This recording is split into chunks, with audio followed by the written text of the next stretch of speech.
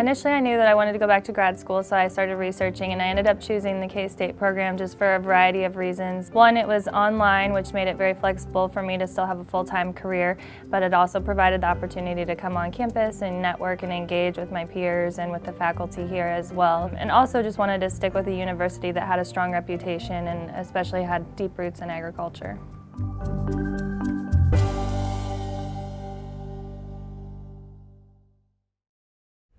Joined today by Congresswoman Angie Craig. She is Minnesota's 2nd District Congresswoman. Congresswoman, thanks for joining me for Meet the Lawmaker. First of all, if you could just tell me who you are. Sure. Who is Angie Craig? Who is Angie Craig? Well, that's a great question. I love the way you asked it. So I represent a district that's about half rural and half suburban. And Angie Craig, is a lawmaker who grew up in rural America, who understands and grew up the granddaughter of a farm foreman who lost his job in the 1980s farm crisis. So I've spent a lot of time working in the private sector. I never thought I would be a politician, and frankly, I'm still uncomfortable calling myself that. You were elected in 2018. What ultimately kind of pushed you to decide to run? Well, I think it actually was healthcare. I spent over 25 years working in healthcare, and I implemented the ACA in the company that I worked for. And I knew there were parts of it that were good, but there's a lot about our healthcare system today that needs to be fixed. And it's one of the biggest issues that family farmers talk to me about is how do we make healthcare more affordable for our farmers? What specifics would you like to see in improvements to healthcare? Well, one of the things that I've sponsored recently, it's called Medicare X. Act of 2019, and what it would do is it would create more competition, especially in our rural markets, in those rural areas of the country where in my own district, Minnesota too, often we only have 1 or 2 providers. So it's designed to lower the cost of health insurance, but we need to do a lot more than that, but it's a start.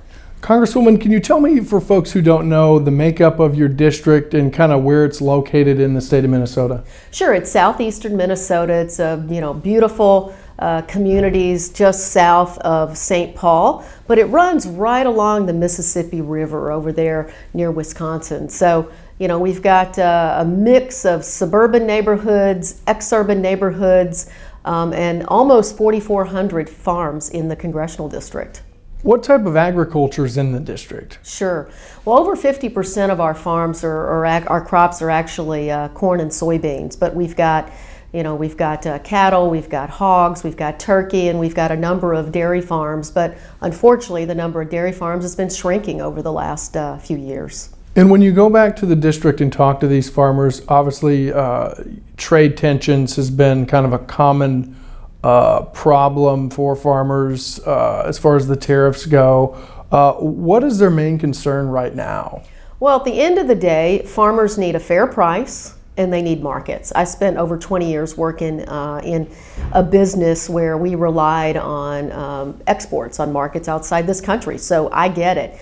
And the main concern is how do we get to stability in this trade war? Look, I agree with the president that China is an offender, that we needed to take some issues with respect to China to the WTO. So I agree with the problem, while I don't always agree exactly with the strategy or how the president's going about this trade war. Right now, our farmers just need our markets back. Too many of my soybean farmers have lost China, and I'm afraid it's not coming back. As far as strategies go that you think could be a better way, what would be a better way of going about that? Well, China's part of the WTO, and if China wants to remain part of the WTO, they need to adhere to the trade organization's principles, practices, and regulations. So, I think, we ought to take on China for intellectual property theft and other ways, but, we've asked our farmers to take a whole lot of pain, and, I think the pain point has been reached, and I'd be happy for the president to declare victory with China, and let's move on and get our markets back. Do you think, sticking on this topic, do you think the market facilitation program is enough to help these farmers? I think it's a good program. I do. And we just need to make sure that everyone knows and gets involved and signs up for the program who can. And, we've had some turbulent times here, especially in the Midwest, over the last little bit, which is why I was really proud to work with Dusty Johnson of South Dakota to put forward the Feed Act. And of course, that's going to allow farmers to plant cover crops on prevent plant areas and harvest before that November 1st timeline. So I'm really pleased that the administration adopted this policy, and I'm happy to work with anyone who has a good idea. And my Republican colleague Dusty Johnson and I work together really well. And you both are on the House Ag Committee. Why was that committee, was that something you wanted to be on, or was that, how did that kind of happen? Well, I've been begging the chairman for 4 years, Colin Peterson, that if I made my way to Congress and won, that I wanted to be on the Ag Committee. It was my absolute first choice. And some of that was just born from living in a family and seeing the effects of losing your job as a result of tough times in the 1980s. And part of it was understanding that these export markets are really important. And then the third part of that was healthcare.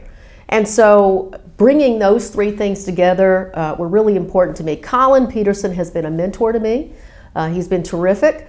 And frankly, I read in one of the ag press recently that, Colin's Colin. He's going to say it like he thinks. And he said, well, I didn't know what to think about her when she first started running, which is great. And I'm glad that Colin thinks I'm a decent member of his committee. USMCA right now still being debated between House Democrats and the administration. Where do you stand on that? Well, I've said all along I want to get to yes on USMCA. I know it's important for family farmers. There are a couple things I want to see. One is more enforcement, particularly with labor in Mexico. But the other thing is, there's this new thing that's been introduced into USMCA around the cost of prescription drugs. And at the end of the day, I don't want my farmers to have to choose between their markets and their health care. And so we'll see where the administration goes with it, but I sure want to get to yes. As far as the renewable fuel standards, also another topic of conversation among Minnesota corn growers. Where do you stand on that issue? Well, I led the charge in agreeing with the president on year-round sales of E15. I agree with the president when I think it's a good idea and it's going to help farmers and constituents in my district, and I stand up and say, Mr. President, this is probably not the right thing when it isn't. So we absolutely have to move forward with renewable fuel standards, and I'm going to be a champion for making sure that our corn growers and biodiesel and other areas are a focus for me. As far as looking at experience, you were head of HR for a global manufacturing company and even an investor and a newspaper reporter, actually. I was. So can you tell me how that kind of experience has kind of helped shape either your policy today, or kind of that experience has helped you understand, what to do here in D.C. as a congresswoman?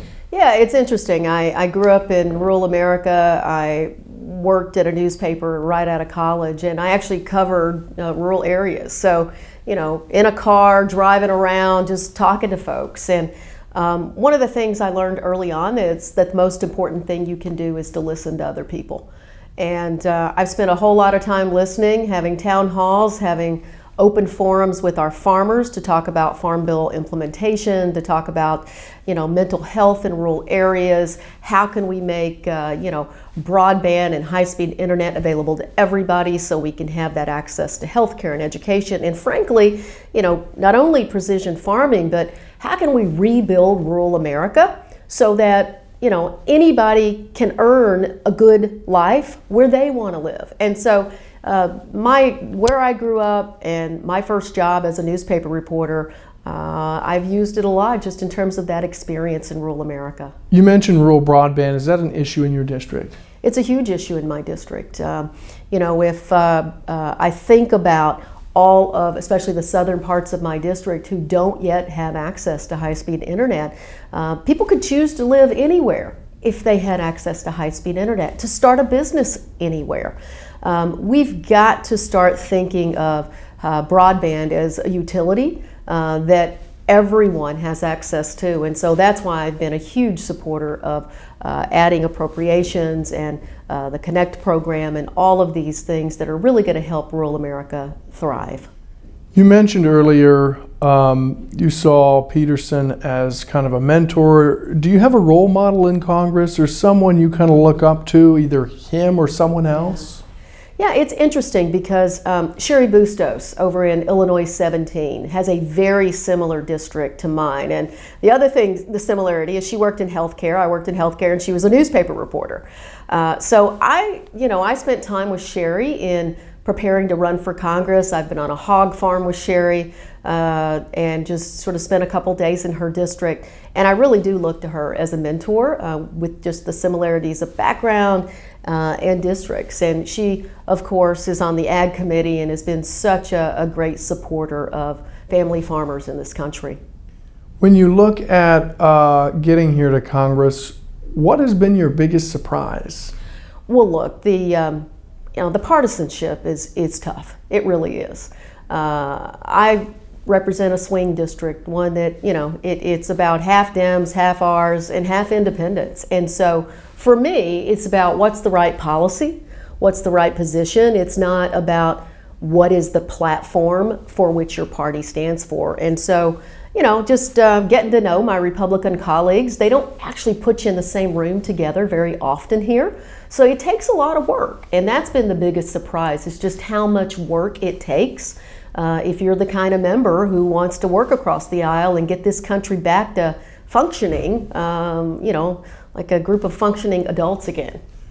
You mentioned the partisanship. Do you feel like it may be different in the ag community or in the ag space rather than just general politics? Well, it's one of the reasons I wanted to be on the Ag Committee and on the T&I Committee, Transportation and Infrastructure. Obviously, those two things are somewhat related. I've got the Mississippi River, the Minnesota River, and getting those goods to market also relates to my work on T&I. My sense of it was these were two committees where there is much more bipartisanship. And so, being on those committees allows me to operate the way I naturally think, which is we should be working together in this country again. But, it's so easy to get here in Washington and look at MSNBC and start to just think that that's what real people back home are thinking and talking about, the same stuff the talking heads are talking about. It's just not true. And I go home every weekend because I don't ever want to be so head deep in the sand into what's happening in Washington that I lose touch with what people really care about in my district. You talk about going home every weekend. Obviously, it can be pretty stressful out here sometimes, depending on the day. What do you like to do in your free time? Oh, wow. There's not a lot of free time anymore, but we've got 4 kids. And so our boys are now 21, 21, 20, and 16. And, growing up and even now, we've got a cabin a little bit north of the Twin Cities, and we like to, ride dirt bikes and 4-wheelers, and my boys hunt and fish and all those good things. So, we're a family that likes to hang out together, and that's my favorite thing, is to hang out with my family. Well, Congressman, thanks for joining me today. Thank you so much.